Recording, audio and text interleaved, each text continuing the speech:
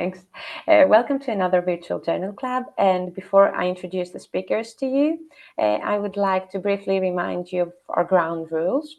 So please turn your microphones off and raise your virtual hand or place your question at the chat button so speakers can reply to your questions at the Q&A section. Finally, we would like to thank Dr. Vatakis, Dr. Weiner, and the ECR committee for putting these meetings in place. Today, we will start with our first speaker, who is Dr. Mattia Rosso from Ghent University. He completed a joint PhD in September 2023, where he was awarded with titles of Doctor in Psychology from University of Lille and Doctor in Art Sciences from Ghent University. His published work over these 4 years of his PhD project is focusing on the fundamentals of interpersonal interactions and the broader interplay between brain dynamics and environmental rhythms. In October 2023, Dr. Rosso embarked on his postdoc project in collaboration with IPEM at Ghent University and the Center of Music and Brain at Aarhus University, extending his research from dyadic to group interactions and advancing neuroimaging analysis methods in the domain of rhythm perception and production.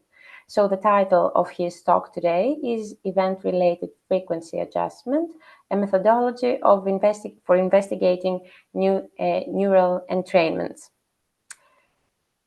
So, Mattia,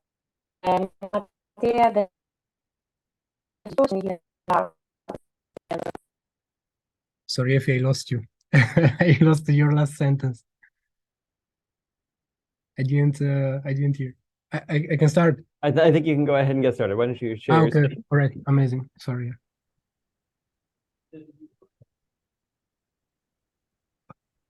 Okay, sharing right now.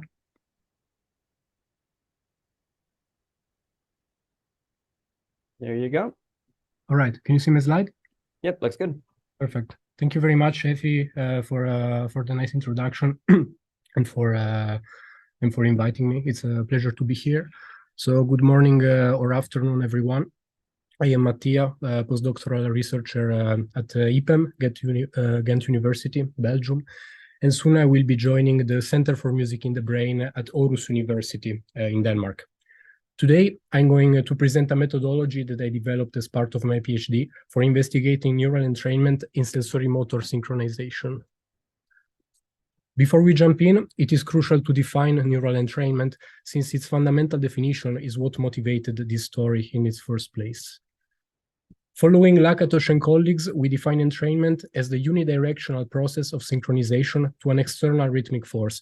It is a one-way process leading to stable synchronization. It is not the synchronized state itself. This is very important. And crucially, it is based on the phase of the oscillator, which is dynamically adjusted in order to speed up or to slow down until the oscillator cycles lock with in phase with the external stimulation until synchronization is achieved. I should mention that this work stems from the field of music neuroscience, where the neural populations constitute the oscillating system, while the external rhythmic stimulus is typically auditory and can take the form of a metronome, a musical beat, or some musical metric subdivision. However, the approach that I'm going to present is generalizable to interactions with environmental rhythms across the board. Now, when we talk about neural entrainment specifically, we should be aware that we are making some assumptions about how the brain functions. In the first place, we are assuming that the brain is characterized by endogenous oscillatory activity, which is ongoing and is therefore not causally evoked by an external stimulus. And we are also assuming that these oscillations have the flexibility to change their frequency over time in an adaptive manner to reach synchronization with the external stimulus. I'm going to spend a few minutes to present a vastly adopted analysis method in music neuroscience because our approach moves from some of its limitations. Some of you might be familiar with frequency tagging. For those who are not, the general idea behind the approach is that musical stimuli are characterized by prominent frequencies which can be mapped onto electrophysiological brain activity. For example, if you presented a participant with an auditory stimulus with a very prominent beat at, say, 2.4 hertz, when you focus on some region of interest in the EEG signal, you can perform a Fourier transform to transform the signal into the frequency domain and observe a prominent power peak at exactly 2.4 hertz, the stimulation frequency. Interestingly enough, even frequencies that are not prominent in the physical stimulus can result in prominent peaks in the EEG spectrum as a result of top-down modulation. For instance, when you instruct a participant to imagine an accent every second beat, as in a binary meter, which would sound like a 1, 2, 1, 2, 1, 2, or every third beat, as in a ternary meter, 1, 2, 3, 1, 2, 3, 1, 2, 3. You would still observe a prominent activation at the subharmonics related to these metric subdivisions. As I said, even though these are not prominent in the physical stimulus itself. This points to an internal representation of rhythmic structures implemented at the neural level. Now, there is no doubt that frequency tagging tells us something about how the brain encodes auditory rhythmic structures. What is more dubious is the conclusion often found in the literature that these peaks result from a process of neural entrainment. In fact, it can be easily demonstrated that the same spectrum can result from two completely different processes.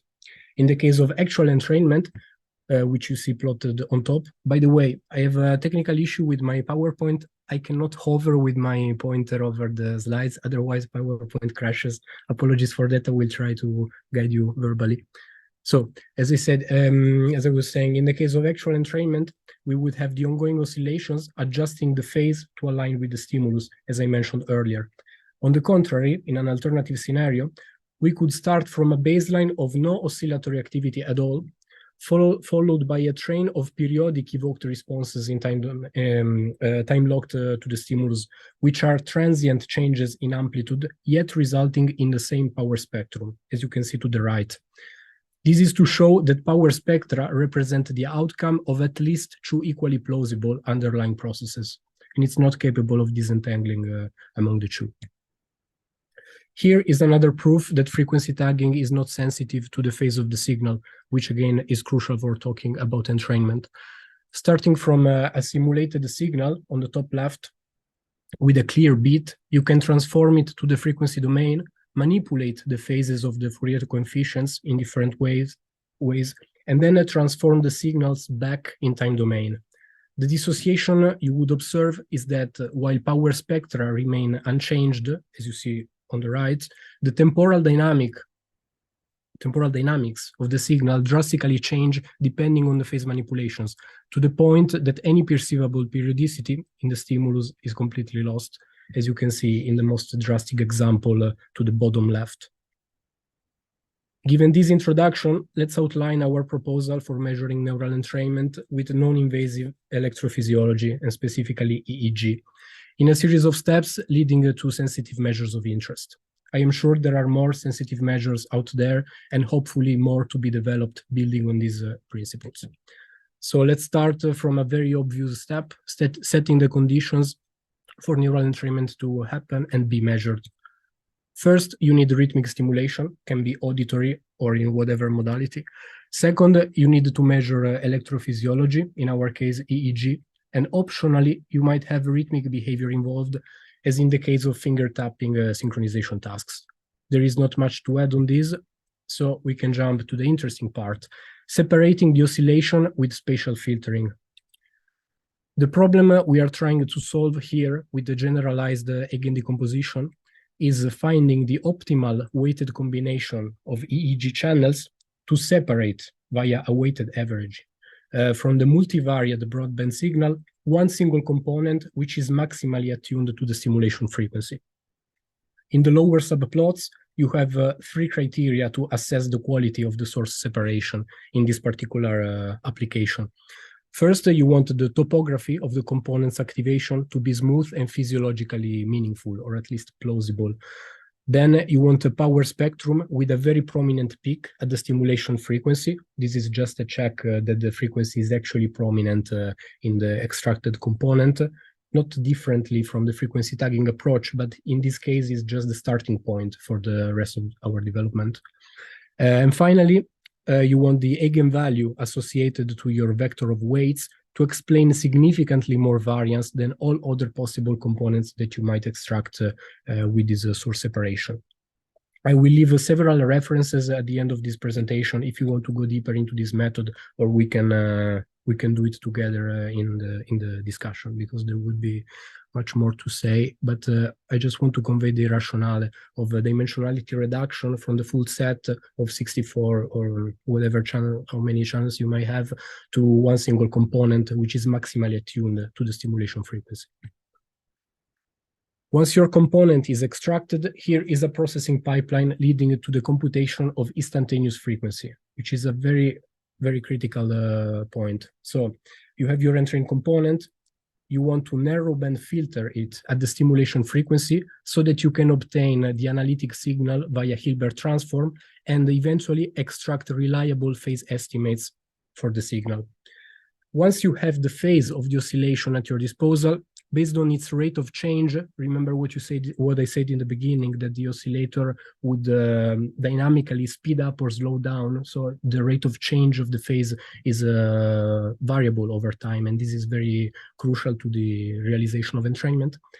Once you have the rate of change of the phase, you can finally compute instantaneous frequency, namely an estimate of the frequency of the oscillation at every time point. So we look at frequency over time, right? I would draw your attention to the flat line that you see on the plot to the right, the thin horizontal flat line centered at 1.65 Hertz. That is the time series that you would expect from a perfectly stable oscillation, such as an isochronous metronome. The thicker line, instead, is an example of instantaneous frequency of the EEG entrained component. You can see that it fluctuates around the reference center frequency. The interpretation we make of this scenario is that the oscillation in the brain is actively attempting to stabilize these fluctuations around the stimulation center frequency, which is entrainment by the definition we provided in the beginning. Now you have all the elements to compute your measure of interest. The first one we propose is the stability index. I leave for you the reference to our paper in case you want to go into the details of this. But essentially, it is nothing more than the standard deviation of this instantaneous frequency time series. So the extent to which within a given time window of interest, the frequency of the entrained component fluctuates around the target it's trying to synchronize with, to entrain to. So what it tells you is how well what this index tells you is to what extent the oscillatory component in the brain is maintaining a stable oscillation at the target frequency. And what we found in this work from 2021 is that the stability index significantly correlates with behavioral measures of accuracy and consistency as measured during in a finger tapping task with an isochronous metronome. So you see that the lower the stability index, yeah, maybe it's a bit counterintuitive, but a perfect oscillation, a perfectly stable oscillator has a stability index equals to 0. Whereas the maximum is not really capped, but it depends on the filter, on the width of the narrowband filter that you are using. But sufficient to appreciate that 0 means a perfectly stable entrained component. And you see that the closer to 0, the closer is the stability index. The closer to 0 is also the mean asynchrony, as measured by either with either milliseconds or as expressed in relative phase angle radians. And to the rightmost panel, you can appreciate that the lower the stability index is, the higher the resultant vector length from the finger tapping relative phase angles with respect to the metronome. So lower stability index meaning more stability of the entrained oscillation, better behavioral performance in terms of accuracy and consistency. So just to recap, besides these correlations, I want to highlight that stability index quantifies the frequency fluctuations over time, a standard deviation from the mean frequency, where index equals 0 means perfectly stable oscillation. It is computed within a given time window, but it works best with broader time windows because you have more data points, and because we are working normally with quite low frequencies. We also need high frequency resolution, therefore broader, wider time windows. But crucially, stability index does not model fine-grained dynamics in these neural oscillations. And this limitation motivated our more recent work, where we wanted to zoom in into fine-grained dynamics of instantaneous frequency. In order to do this, we developed the ERFA paradigm. It was like a very long introduction to come to the title of this presentation. This picture puts together our approach as a whole. I realized that it seems a bit overwhelming, so let me break it down for you. The approach starts with an attunement phase, where participants are exposed to a steady auditory metronome during 1 minute. The purpose is to induce and stabilize a prominent oscillation in the brain activity attuned to the metronome's frequency. This is the phase of spatial filter design, basically. Participants undergo this period of steady stimulation under distinct conditions. The first condition is active listening, and the second condition is finger tapping, as you can see represented in the figure. By applying a generalized eigen decomposition, as I said before, on these two data sets, we design for every participant 2 different spatial filters to extract a purely perceptual, without overt motor activity involved, and a sensory motor and trained components, respectively. So we end up with 2 components, one only related to perceptual processing and one related to sensory motor processing. Note that this is just a preparation phase, because now that we have our filter designed, we can apply them on the EEG data collected during the real finger tapping task, which is a perturbation task where the metronomes are perturbated at unpredictable times during 7 minutes with positive and negative tempo changes, respectively plus and minus 10% with respect to the original tempo. During these perturbation tasks, participants are instructed to synchronize their finger taps to the metronome, therefore following the stimulus dynamics. And whatever happens, if they lose the synchronization, they are instructed to try to keep up with it, to restore it, correct their errors. So, as you can see, examples of negative and positive perturbation windows are represented in red and green, respectively.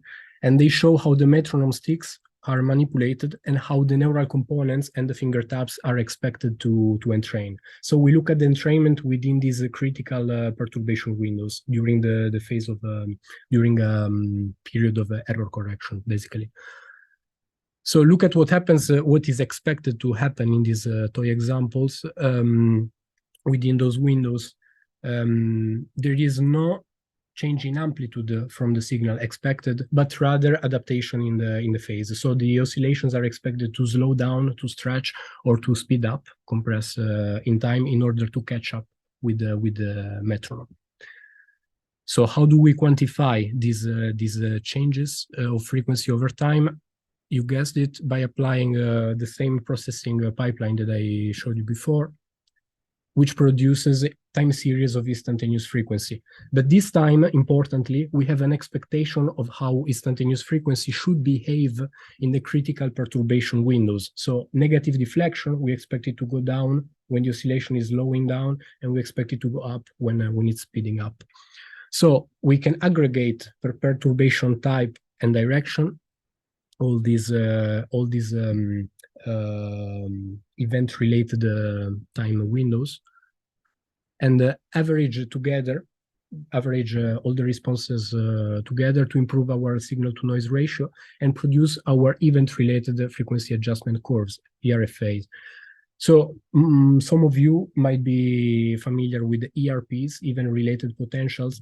This is not, I mean, this in a way, it's an event-based approach inspired somehow by that paradigm. But what critically changes here is what we are seeing plotted on the y-axis. It's not amplitude of the signal, but it's frequency. So the curve goes up, means there is an oscillation that is speeding up.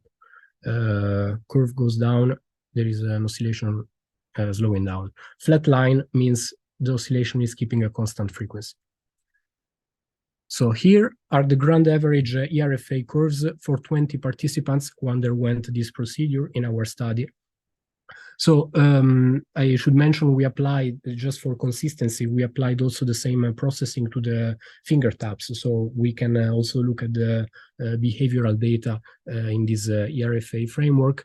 And we can see that, well, as expected from healthy young participants, to the left, participants were very consistent in behaviorally adapt to the stimulus dynamics, which are represented as dotted line. So the dotted boxes are actually the stimulus being perturbated.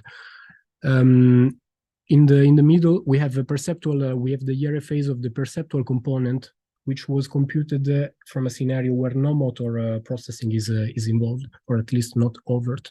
And there we found a significant but tiny positive deflection. So the perceptual component entrained to a small extent, but did entrain to a positive change. So it could speed up, but it couldn't slow down. We did not find a significant slowing down.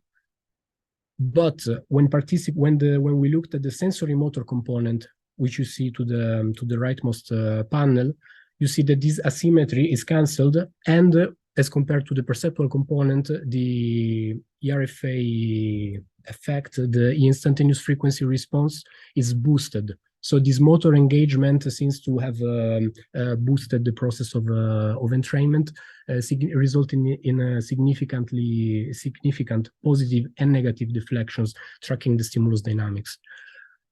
I'm not sure I have enough time to go into some simulations, but maybe we can do it in phase of discussion. So we'll just jump to the conclusions. We conclude from these results that ERFA tracks fine-grained dynamics of rhythmic stimuli. Motor engagement, overt motor engagement, seems to sharpen entrainment, as shown by the comparison between the sensory motor and the perceptual components. We found evidence of intrinsic dynamics of these oscillations, especially regarding the perceptual component, where we found it was easier for the oscillation to speed up as compared to slowing down. And we conclude with a caution that ERFA seems to be sensitive to neural entrainment and robust to evoked responses. But of course, this is open for discussion, and more work is needed before drawing final conclusions. Finally, two disadvantages that emerged from this work are that this approach suffers from temporal leakage. In fact, I presented actually half of the design. There was the other half of the design involving faster and more transient perturbations in very short time windows. But since we are working with narrowband filtering in low frequencies, we have a temporal smearing, temporal leakage actually, which doesn't allow us to really zoom into too fine-grained dynamics. But it works well enough for 2 to 3 seconds time windows.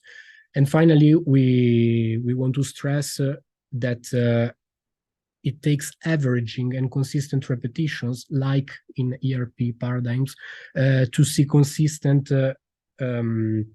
deflections, consistent dynamics in this measure, because it suffers from low signal-to-noise ratio still. So if you look at one single time series, a continuous time series of instantaneous frequency, most likely the vast majority of the deflection that you would see are random noise.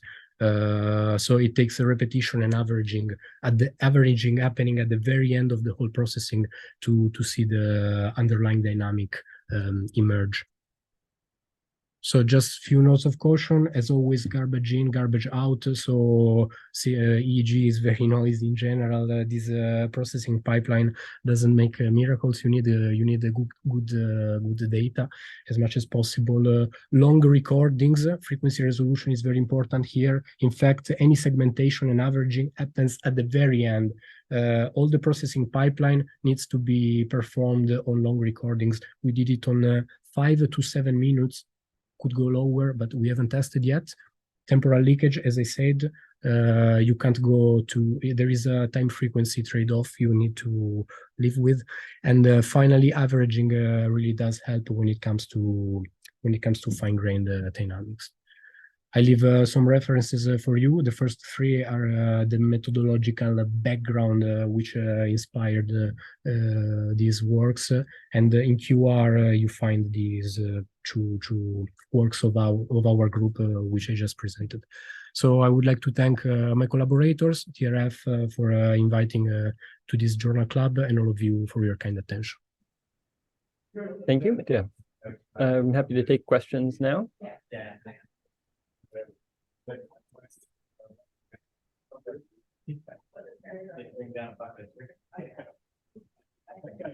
All right, Helen. Hi, do you hear me? Yes. Yep. All right. Thank you for this very interesting and great talk. At the beginning, you explained that the spectrum could come from two totally different neural processes. Yeah. And does ERFA, is this method able to distinguish between these two different processes? It's a great question. Let me share the screen again. It's in the slide that I skipped. I shouldn't have skipped them, perhaps. Just a second, because I have this double screen here, which is a bit in the way.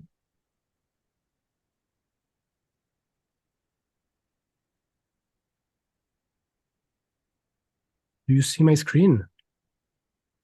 No. Okay. Just a moment.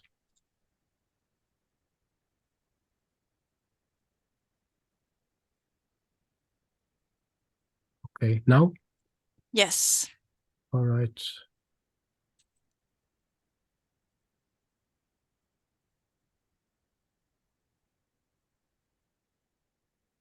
So here is your question, if I understood correctly. So there is still the possibility that these ERFAs are entirely driven by the change of rate of the stimulation. Therefore, there will be a change in the pace of the evoked responses, as you see to the plot to the right. So we are comparing the two alternative models, basically.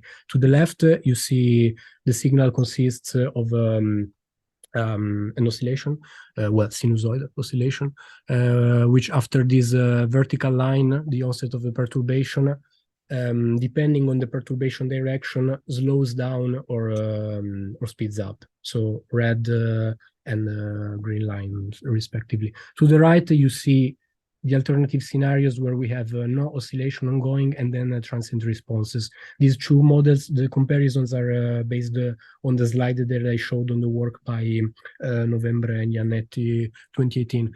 So what we did was computing the ERFA curves from these simulations, and indeed, you see the both that in both scenarios, we replicate the ERFAs observed in the data. So one might conclude, okay, this doesn't disentangle at all. But we ran some simulations where there is more in the supplementary material of the paper. But just to show you, we started playing around with noise. Here you see white noise. We tried also pink noise and several levels. And what you can appreciate here is that the different levels of signal to noise ratio, the ERFAs remain consistent to the empirical shape that we observe from our data. But when you do the same on evoked responses, you see that introducing even a little bit. I mean, one could argue what is a little bit, but EEG is noisy, so you won't even see at the level of a single trial evoked responses in the EEG. So this is arguably already a good signal to noise ratio as compared to real data. And you see that the ERFA, when a broadband noise interacts with transient responses which are not sinusoidal-ish, the RFA has computed applying the pipeline to these signals is completely messed up. So basically, it seems, and the reason why in complete absence of noise, these two ERFAs look the same is because I've plotted the intermediate steps of what's going on when you apply the pipeline to the ERPs. You are applying some narrowband filter, which is a Gaussian in frequency domain. It's a wavelet kernel in time domain, which biases the shape of the original signal to be sinusoidal, basically. So it's like you are converting the ERPs to be sinusoidal, and then you transform them in fake oscillations. Basically, that's what's happening. So due to that intermediate step, the ERFA at the end is the same. But when you do the filtering on a signal which is a sinusoidal, originally sinusoidal, what you're doing is actually just cleaning the noise, preserving the original shape. So I think we need to move on to our next speaker. Sorry. Thank you.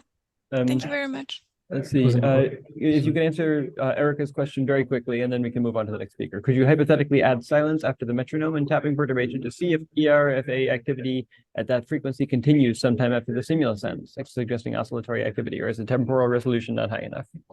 Yeah, it would be very interesting to do. I would do it. It's a future possible future direction. I would be happy to see that being investigated. Thank you, Mattia. I think we're ready to introduce Sam. Effie?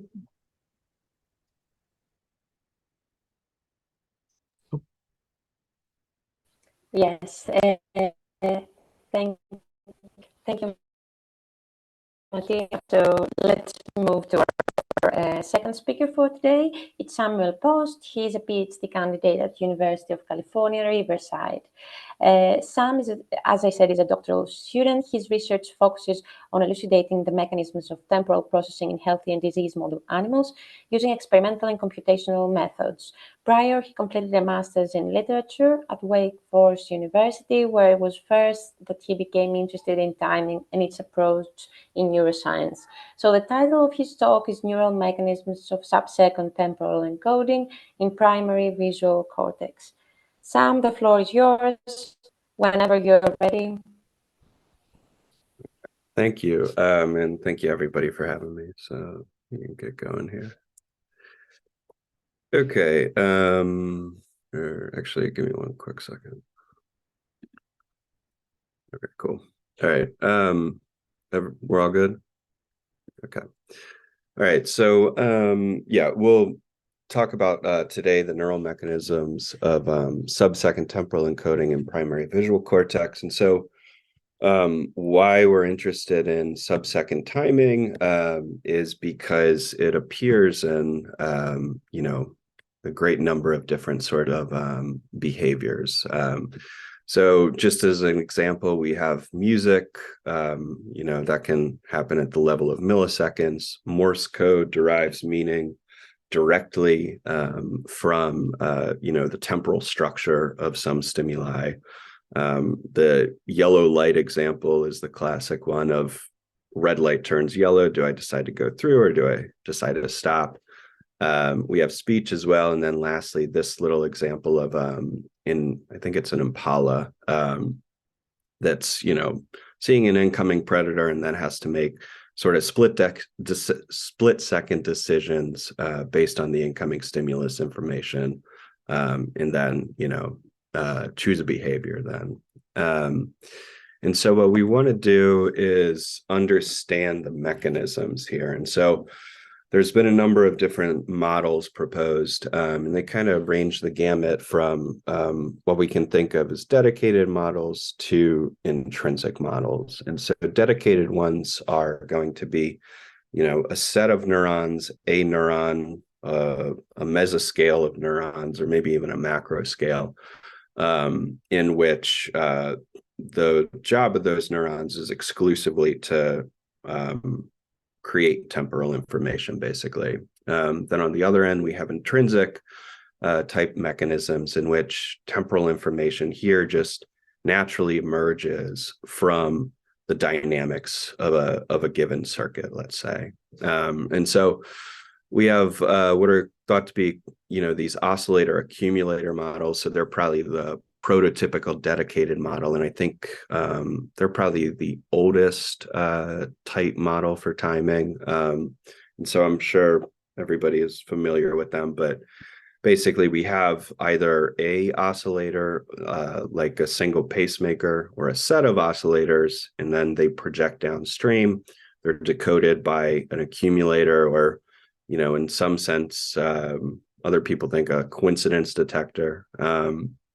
And then on the far end, you have what are called, these intrinsic models. And so probably the best example of that is these state-dependent network models, in which you basically plot a population vector through time. So in our case, we have a little 3-model system, or a 3-neuron model system here, where each neuron represents a dimension. And so what you can do is then, give a coordinate basically to the state of a network through time based upon a stimulus. And so this movement of the network through what we call this state space represents some elapsed time. It also carries stimulus information as well.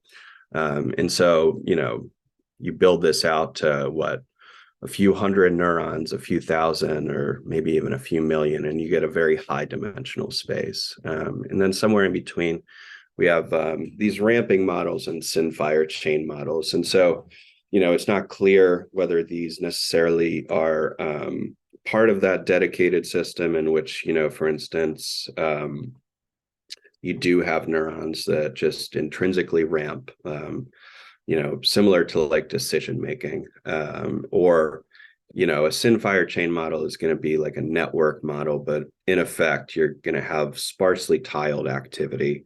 And so the question is whether these dynamics emerge naturally from the sort of unique wiring of a given circuit, or if they actually are there exclusively to do timing information or create temporal information. And so, at least on that sort of dedicated to intrinsic axis, it seems increasingly like intrinsic mechanisms are sort of motivating, or, what's at the heart of generating temporal information. So this was work that my PI did a number of years ago. And what she did was take these cortical slices and provide 2 different stimuli for them. So one of them is just going to be an electrical pulse, and the other will be an optical pulse. And so what differs across these 3 conditions is basically the amount of time between the first and second stimuli, or stimulations, I guess you could say. And what ended up happening was that these slices ended up in effect learning how to time. They learned the duration. And so they independently, outside of that second stimulus, generated this activity that was time dependent. So you can see this 100 millisecond condition here. If you just look at some spike sorted traces, you see that most of the activity occurs, within the first 100 milliseconds. In this 500 millisecond condition here, you can see that is quite prolonged. And so, because this is in slices, it's not recruiting any sort of downstream or any kind of top down or bottom up sort of signals. And so what this seems to mean is that you can just take a given circuit and it can locally encode temporal information. And so what we want to do is then see, is that actually the case in a real, in a real world scenario? And so what we've done is develop this task for use in mice. And so this will be just a simple temporal pattern sensory discrimination task. And so here is the paradigm on the left, and it's just a simple go, no-go task. And so what we want the mice to do is to respond. In this case, they're going to be looking for a water reward to our preferred stimulus. That will generate a hit response. If they don't lick, they get a miss response. And then in our non-preferred stimulus, there's no water, and so we want them to withhold licking. And so that will be a correct rejection. And if they do lick, that's what we call a false alarm. And so these two stimuli, the single way in which they differ is their temporal qualities. So in our preferred condition, we have basically 4 iterations of 200 millisecond stimuli.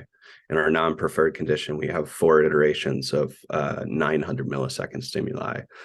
And so as they're doing this task, we are using a technique called 2-photon calcium imaging, which, I mean, I don't know like what everybody's familiarity is, but it gives us single unit resolution of individual cells. So we can collect, it depends what area you image from, but you get, more or less 100 cells if things are going well. And so we're imaging in primary visual cortex as the mice are doing this task. And it's layer 2-3. So that layer is taking in bottom-up signals from layer 4, and then it's also taking in some top-down signals from more sort of frontal areas. And so here's just a little example of what our videos will look like. And so what I can show you this little video. And so this is the actual task. And so what you'll see first up here in this little blue rectangle, that's what the mouse is seeing. So the computer screen. So you'll see the preferred stimulus first, and then you'll see the non-preferred stimulus. And in the first preferred, you'll see the mouse licking here, if you pay attention closely, and then you'll see the mouse withholding licking during the non-preferred. So that's our preferred. There's our licking. And then our longer, our non-preferred, and then withholding of licking. Okay, and so this is published already, but in effect, the mice learn across the days. And so what we can do is use a discriminability index, or D prime, to measure this. We set a threshold of 2, which is equivalent to maybe 80 to 85% correct responses. So it takes the mice, give or take, about 10 days to learn the task, which is a fairly long time for mice to do a task. So this is a difficult one for them to do. We can also look at, basically use their licking.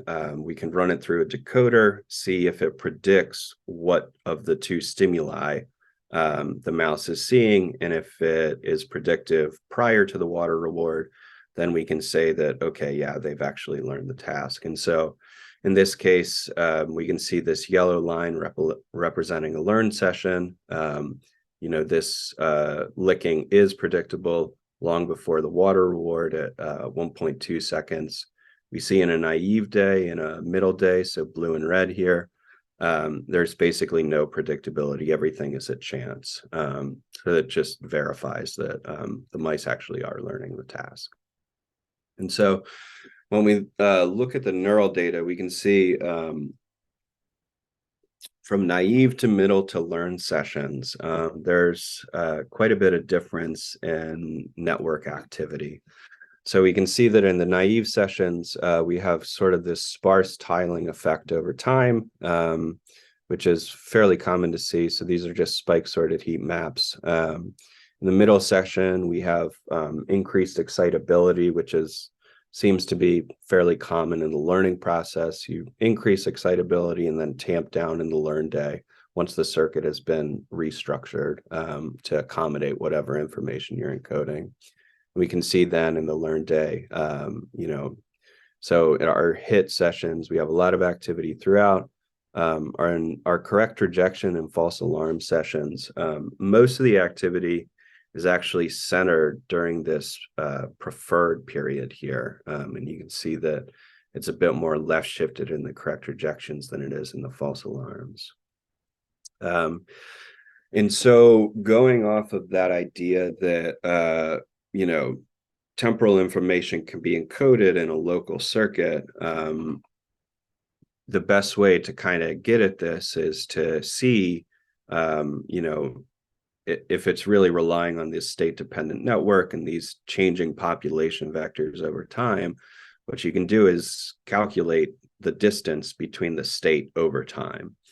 And so the prediction from that is that learning will be occasioned by increasing amounts of differences in the network state over time. And then also those trajectories or those changing population vectors will be distinct between different stimuli types. And so what we're doing here is calculating the Euclidean distance or the network divergence, basically. So how separate is that network from itself through a trial period. And so we can see that in the hit sessions, for instance, here, what we're doing is saying, okay, what's the network state at 200 milliseconds? How does it diverge from network state at maybe 1.2 seconds? We can see pretty much across the board in the naive that there's not a great deal of difference. Middle days, we see that there's starting to be this increased difference, and we're starting to see that activity really center in that preferred stimulus period here. And then by the learn day, we're starting to see some more, increased network divergence, particularly in correct rejection and hit trials. So you can see in false alarm trials, for instance, that during that preferred stimulus period here, there is very little network divergence, whereas in correct rejections, we're seeing a lot of network divergence. And you still see a bit in the hit trials here between, early and late period. And so this seems to index, how well the mice are doing on the task, how well have they learned the task. And so the second thing we can do is use a decoder to take the neural data and in effect do the same thing. Ask, okay, so what's the network state at 200 milliseconds? How differentiable is it from network state again at 1.2 seconds? And so we can see that more or less, network decoding and network divergence, these two quite different sort of calculations end up generating quite similar results. And so if we run correlations on these graphs, in all our conditions, we can see that this network divergence is highly correlated with the decoding or the decodability of this neural information. And so what we think is happening is that network divergence is in effect sort of that computational mechanism that is getting picked up by a decoder, and that is what is allowing for the differentiability of neural data. And so, the other prediction from that is that if we do have this network divergence, if that is what is contributing to learning, then we should be able to see network divergence between different trial outcomes and different stimulus types. And so if we look at that network divergence between, let's say, hit and correct rejection trials, so naive in blue, middle session in red, and then learned in yellow, we can see that there is divergence here. And so that, in effect makes sense. We want to see that hit trials and correct rejection trials are encoded differently. And then if we look at hit and false alarm trials, we can see pretty much across the board that there is no real change in network state or position.